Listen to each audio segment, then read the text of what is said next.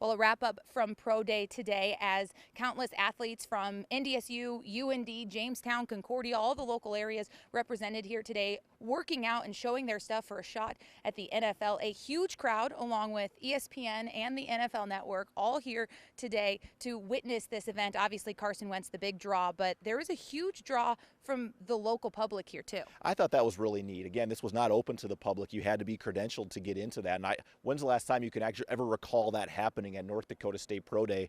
You know, they were always just telling us, you know, try to come out. We have guys coming.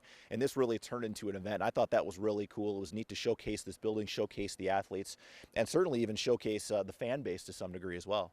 Alex, you and I both got to talk to Gil Brandt, a legend when it comes to the NFL scene. He talked about how impressed he was with this pro day put on by NDSU. Yeah, it was a pretty well-run pro day. This is only the second one that I've witnessed, here at NDSU, but it was very well done with the amount of people that were here, the amount of people that were on the field, all of the scouts and of course, Hugh Jackson, the coach for the Cleveland Browns. We'll talk about him in a minute, but everybody, it seemed like everything was running smoothly. And then, of course, the marquee event to see Carson do his 65 scripted throws that he had ready to go. Everything just seemed like it was flowing and it had a good pace to it. And the former Bison were out here, or current Bison, were out here as well, rooting on their old teammates. So that was really cool to see the kind of the connection of everybody. And the players talked about how great it was to have those former teammates out here on the field to cheer them on and continue to support them. And plus, this is a big opportunity for them to see what this is like. Any experience is good experience, and they certainly got it here today. Now, the marquee event, like you said, Carson Wentz throwing the football today. He had 65 scripted plays, missed just 3 of them in that scripted setting. Just 1 of them was overthrown. I mean, what did you see from Carson? What did you like? He made all the throws, and I thought his deep balls looked really good today. And I think that maybe is the question. His arm is so strong. You hear Jaworski talk about sometimes his balls are a little bit flat because his arm is so doggone strong. He can get that down there. But he was right on point. The receivers also made him look good with a lot of the receptions they made. Seeing Ryan Smith out here and Titus Mack out here and Zach Vrod here, 3 guys that have caught passes on this turf in the past. And I thought that was really awesome to see him throw a variety of different throws from the intermediate, on the run, deep throws, moving in the pocket, all those different types of things. He really showcased it all today and was incredibly accurate. He's put a lot on film. He's been working out with Ryan Lindley, a former San Diego State guy. For him to be able to work with him and script this, I know a big part of it was to be able to showcase some of those likely NFL routes and put some of those together. How well did he execute on that? Well, I don't think we saw anything special out of Carson Wentz, but that's because everything that Carson does is special, right? So we didn't see anything different than what we've kind of grown to expect out of the kid throwing. And I think that, he did just a phenomenal job of putting the ball where it needed to be. They even, did some things where they made the ball wet and see how he would react to a wet football because, he's not going to be playing inside the Fargo Dome every game, and he's going to be exposed to the elements in the NFL.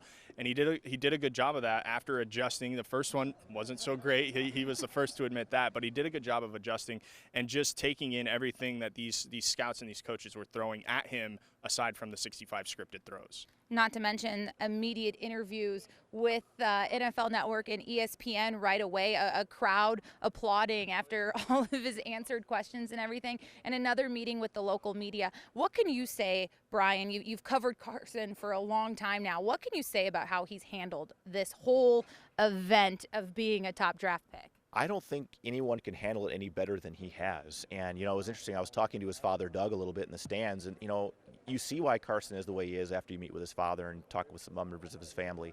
And they're just unflappable people. They're salt-of-the-earth people. They're appreciative of the opportunities. Obviously, it's been a whirlwind. I think it's been a whirlwind for the family on top of Carson. But he has never shown that the pressure or the issue or the time has really gotten to him. He's answered every question in a very respectful way. I think he tries to get out his message about how competitive he is, that he's a winner. I think those are 2 things we've been hearing a lot about what he wants to showcase to teams. And I think those are 2 things that he has done here. And on top of the physical skills, on top of what he can do at the line, in the huddle, he wants to be a leader. He wants to win football games. And I think that has been the consistent message from day one. Definitely the other marquee person here today was Joe Haeg. He was at the Senior Bowl, he was at the Combine, and now he had this moment with the Pro Day as well. NFL Network talking about him just as much as Carson. He's certainly highlighted, expected to be drafted, and drafted fairly well. He had a couple things he wanted to improve on today, though. What did you see from Joe Haeg and his performance? Well, I got a chance to watch a little bit of the vertical jump and a little bit of the broad jump that was happening right in front of me there, and he did improve on the vertical jump. He said he wanted to get to that 30-inch mark, and he got to that 30-inch mark, improvement from the Combine where he was 27.5, 28 in that range, and he did the broad the exact same as he did at the Combine, so no improvement there, but still a good showing for him. And as far as, the drills go for the O-lineman, he really wanted to showcase his athleticism and show what he can do in getting off of the ball, no matter where, if he's asked to play at left guard or left tackle or right guard or right tackle. He's very comfortable, and he said as much afterward. He's very comfortable in playing in any of those positions, and I think he showcased, exactly what we've kind of seen from him as well, that he's a very athletic O-lineman, maybe a little bit on the undersized side, if you will, to make an impact right away from what I'm hearing from scouts. But it's he's athletic, and that's hard to coach. It's hard to coach athleticism. Well, obviously, Joe Haeg has gotten a lot of extra exposure having blocked for Carson Wentz. It's certainly, he's been seen by a lot of coaches as they've watched a lot of film. The Falcons working Joe out today, several other scouts there observing it. What do you think is the biggest challenge for Joe in this year's draft? Well, I think the biggest thing for Joe is going to be showing off that strength, that he can be the durable guy over a 16-game schedule. I think that's going to be the biggest thing that he's going to have to show. As Alex mentioned, it's not the agility stuff. I mean, he's a guy that can get out in space and can play, but can he take a beating in the NFL over a 16-game schedule? He's been incredibly reliable and productive here at this level, and he's gone up against some good players here at this level. But again, he does not quite have Billy Turner size. And I think that's the one thing that for him, I still believe he can be an NFL lineman and be an every down NFL lineman. And I think he can be a very good NFL lineman for a long time in a number of different positions. But that's going to be the part for him that may be the biggest challenge. And we've certainly seen how hard the transition has been to the NFL for Billy Turner.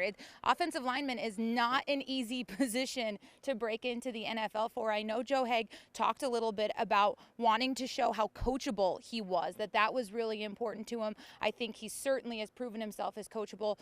Another point I really want to talk about, though, as we wrap up here, is some of these other guys that were out here today looking to continue their dream, benefiting from the Carson Wentz and Joe Haeg, aura that's going on around the National Football League. And there were some guys here today that certainly impressed. I know in the press conference afterwards, head coach Chris Kleiman certainly talking about C.J. Smith. He fielded questions on C.J.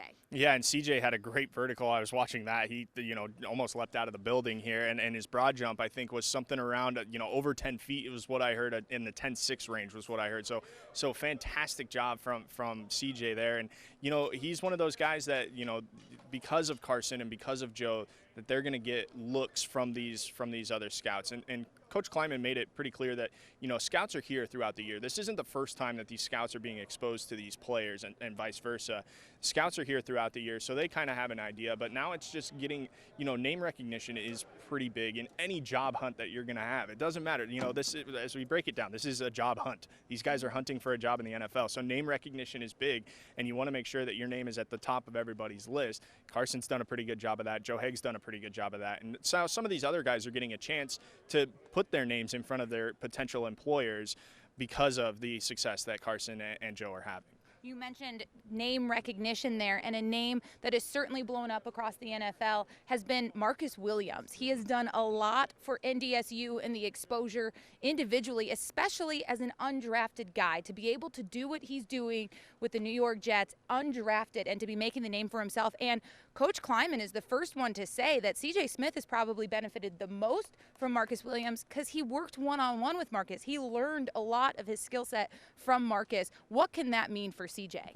Well, I think for him, it's an opportunity. He knows what the road he's going to have to take. I mean, Marcus had nothing handed to him, nothing. I mean, he came out, he was a practice squad guy. He got an opportunity to play because of injuries. He made the most of that opportunity, and now he was second in the NFL in interceptions this last year, and finally he's going to have a solidified spot and get paid. And I think for CJ, he's going to have to take a similar route. He's going to have to get into a camp. He's going to have to impress. And I think, talking to some of the former players in the crowd that have been to camps, the biggest thing they mentioned to me in terms of the transition for a lot of these guys that are undrafted is it starts in the classroom.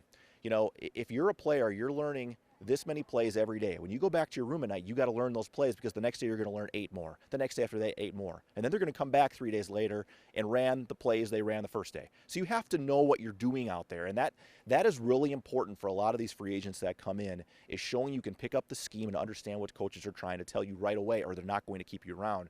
So I think for CJ, that's going to be an important piece. He's played again at a Tampa 2. He understands the scheme. This is not an easy scheme to learn at North Dakota State. I really believe that's what put Marcus Williams ahead of the curve, and will hopefully put CJ Smith ahead of the curve as well. One of the biggest things I think that is benefiting NDSU and these players making the transition to the NFL is exactly what you said.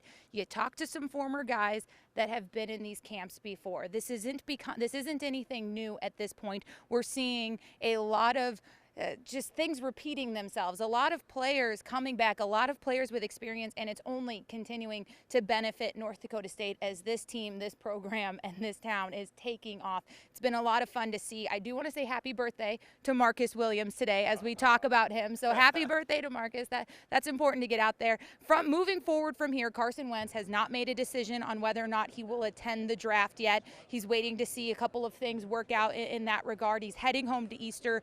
I had the chance to ask Jaws what his best advice to Carson Wentz moving forward here would be, and he said to be himself. Through it all, no matter what, long into his career in the NFL, to be himself. What do you want to see from Carson moving forward from here?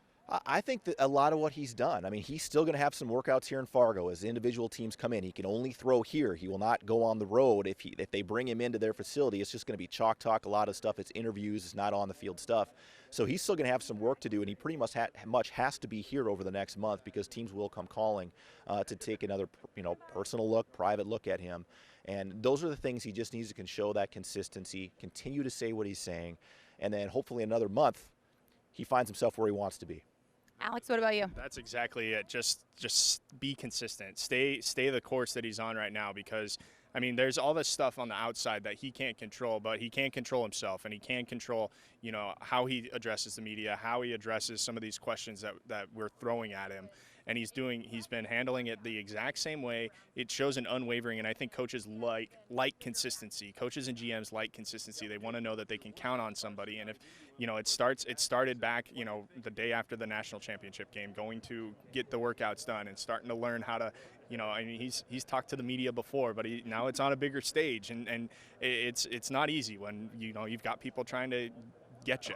So as long as he just stays the course, I mean, he can't control where he gets picked, but he can control, what he can do leading up to that point. You mentioned accountability, a big team that a lot of people are expecting him to go to that needs someone they can count on would be the Cleveland Browns. Hugh Jackson, the only head coach here today, represented at the pro day here at NDSU. He was openly impressed. You saw him talking to several people in Carson Wentz's camp throughout the workout, after the workout.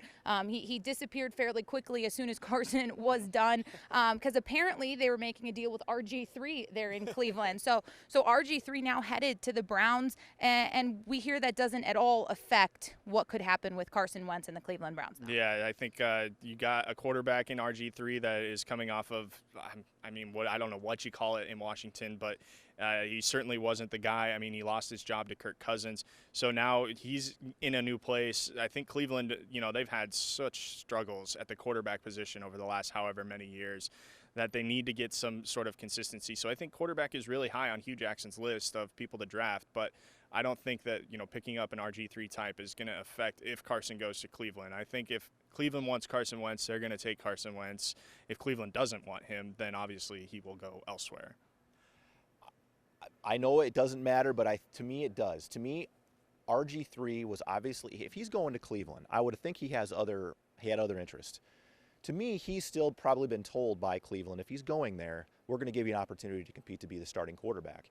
And for me, that would be curious for Cleveland to draft a quarterback at 2 if they've made this other move. And I'm not saying they won't take a quarterback, and that quarterback could be Carson Wentz, but that does raise a few eyebrows to me to think, again, teams say a lot of different things to try to get you thinking one way or the other. So they may say, well, this doesn't affect what we're doing, but it very well might. We're not going to know. They could trade that pick. We really don't know at this point what the plan is going to be. I still think there could be some wheeling and dealing in the top 5, and I do think we're going to see that, so don't be surprised what we see. Well, we have plenty more coverage from the Pro Day today. You can check out on valleynewslive.com. We've got an interview with Gil Brandt. We've got an interview with Jaws. And then, of course, plenty of video that you can check out yourself of Carson Wentz out here just throwing some really good football. He threw a lot of footballs today. It was very impressive. It was a lot of fun out here for Brian, Shawn, Alex Egan, and myself. Thanks for tuning in. That's it for Valley News Live.